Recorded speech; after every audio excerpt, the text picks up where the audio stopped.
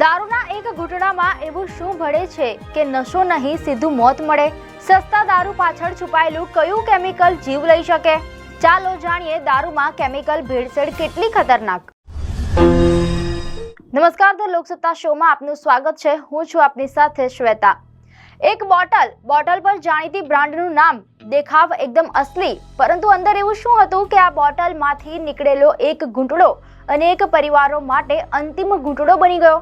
Media અહેવાલ મુજબ ભાવનગરમાં નકલી વિદેશી દારૂના સેવન બાદ મૃત્યુ આંક 7 સુધી પહોંચી ગયો છે, જ્યારે અનેક લોકો સારવાર હેઠળ છે. પોલીસની તપાસમાં કેમિકલથી દૂષિત દારૂનો એંગલ સામે આવ્યો છે, પરંતુ સૌથી મોટો સવાલ એ છે કે નકલી દારૂ આખરે ઝેર બને છે કેવી રીતે, અને એવું કયું કેમિકલ છે જે શરીરમાં પહોંચ્યા પછી આંખો, મગજ અને શરીરના બીજા અંગો પર ગંભીર અસર કરી શકે છે. ચાલો જાણીએ નકલી દારૂના એક ઘૂંટડા પાછળ છુપાયેલું આખું કેમિકલ સત્ય. ભાવનગરના ખરકડી ગામમાં નકલી વિદેશી દારૂ પીધા બાદ લોકોની તબિયત બગડવાની ઘટના સામે આવી. શરૂઆતમાં કેટલાક લોકો બીમાર પડ્યા અને પછી હોસ્પિટલમાં દાખલ થવાનો સિલસિલો શરૂ થયો અને ધીમે ધીમે મૃત્યુના સમાચાર આવવા લાગ્યા.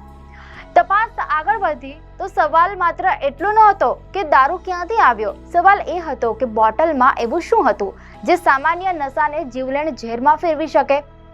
નકલી દારૂના કેસમાં જૂની અથવા ખાલી બોટલોનો ઉપયોગ, લેબલ અને પેકિંગની નકલ તથા પ્રવાહીમાં વિવિધ પદાર્થોની ભેળસેળ જેવી બાબતો તપાસ હેઠળ રહે છે. એટલે કે અહીં સૌથી ખતરનાક વસ્તુ એ માત્ર બોટલ નથી, ખતરો છે તેની અંદર રહેલા ઝેરી કેમિકલનો. અને આ જ વાત ગુજરાત માટે નવી નથી. ગુજરાતમાં દારૂબંધી હોવા છતાં સમયાંતરે ગેરકાયદે દારૂના કેસ સામે આવતા રહ્યા છે, પરંતુ જ્યારે આ ગેરકાયદે દારૂમાં ઝેરી પદાર્થ ભળી જાય છે ત્યારે વાત એ માત્ર દારૂની નથી રહેતી, તે બની જાય છે લઠ્ઠાકાંડ. મીડિયા અહેવાલ અનુસાર 26 જુલાઈ 2022ના રોજ બોટાદ અને અમદાવાદ જિલ્લાના અનેક ગામોમાં ઝેરી દારૂની ઘટનાએ ગુજરાતને હચમચાવી દીધું હતું. 40થી વધુ લોકોના મોત થયા હતા અને બોટાદના રોજિંદ ગામમાં જ 11 લોકોના મોત નોંધાયા હતા. આ ઘટનાની તપાસમાં ફોરેન્સિક પુરાવાથી મિથેનોલ પોઈઝનિંગની પુષ્ટિ થઈ હતી. એટલે કે અહીંથી શરૂ થાય છે કેમિસ્ટ્રીની કહાની. મિથેનોલ નામે ભલે સામાન્ય લાગે, પરંતુ આ પીવા માટેનો આલ્કોહોલ નથી. મિથેનોલ એક રંગહીન અને જ્વલનશીલ રસાયણ છે જેનો ઉપયોગ ઉદ્યોગોમાં સોલ્વન્ટ, ઈંધણ અને વિવિધ કેમિકલ બનાવવામાં થાય છે. સૌથી ખતરનાક વાત એ છે કે મિથેનોલ દેખાવમાં અલગ લાગતું નથી અને તેની ગંધ પણ ઇથેનોલ જેવી હોઈ શકે છે. એટલે માત્ર જોઈને કે પછી સૂંઘીને કોઈ વ્યક્તિ જાણી શકે નહીં કે પ્રવાહીમાં મિથેનોલ છે કે નહીં. એક તરફ છે ઇથેનોલ, પીવામાં આવતો આલ્કોહોલ, તો બીજી તરફ છે મિથેનોલ, ઝેરી રસાયણ. બંને આલ્કોહોલ જ છે, પરંતુ શરીર સાથે તેમની કહાની એકદમ અલગ છે. હવે સમજીએ કે દારૂમાં ભેળસેળ કેવી રીતે ખતરનાક બને છે.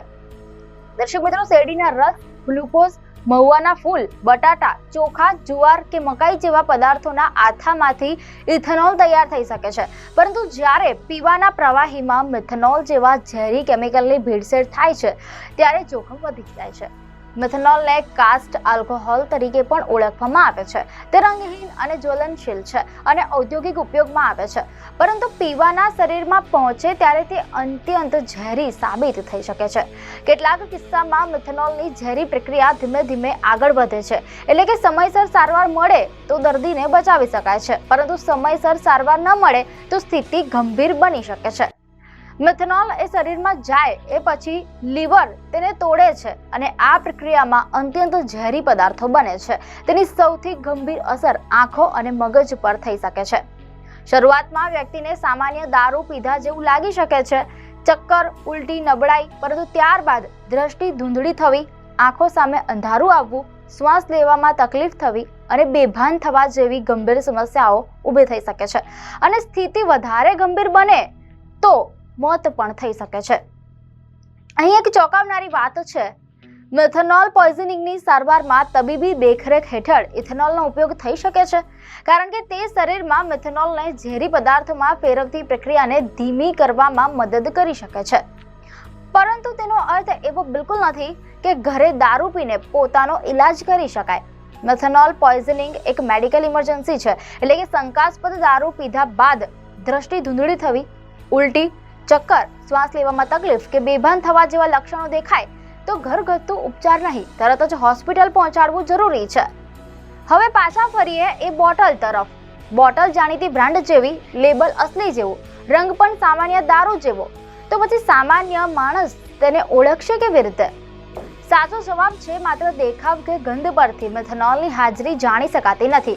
એટલે કે નકલી દારૂ એ માત્ર ગેરકાયદે વેપારનો મુદ્દો નથી, આ જાહેર આરોગ્ય માટે ગંભીર ખતરો છે. કારણ કે એકવાર ઝેરી કેમિકલ પીવાના પ્રવાહીમાં પહોંચી જાય ત્યારે તેની અસર માત્ર એક વ્યક્તિ સુધી મર્યાદિત રહેતી નથી.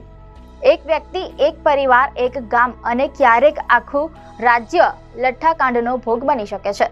2022નો લઠ્ઠાકાંડ હોય કે હવે ભાવનગરની ઘટના, બોટલ અલગ હોઈ શકે છે, કહાની અલગ હોઈ શકે છે, પરંતુ ખતરો એક જ છે, નશાના નામે શરીરમાં પહોંચતું ઝેર. આજે સવાલ માત્ર એ નથી કે નકલી દારૂ કોણ બનાવે છે, સવાલ એ પણ છે કે ઔદ્યોગિક ઉપયોગ માટેના ઝેરી કેમિકલ લોકો સુધી પહોંચે છે કેવી રીતે?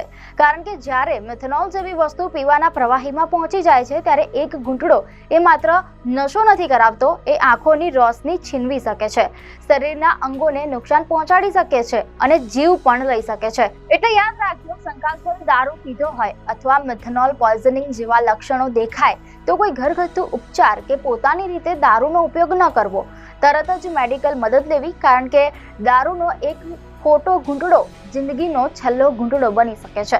દર્શક મિત્રો, આપને માહિતી સારી લાગી હોય તો વિડીયોને લાઇક અને શેર કરજો અને ધ લોકસત્તા શોને સબસ્ક્રાઇબ કરવાનું ભૂલશો નહીં.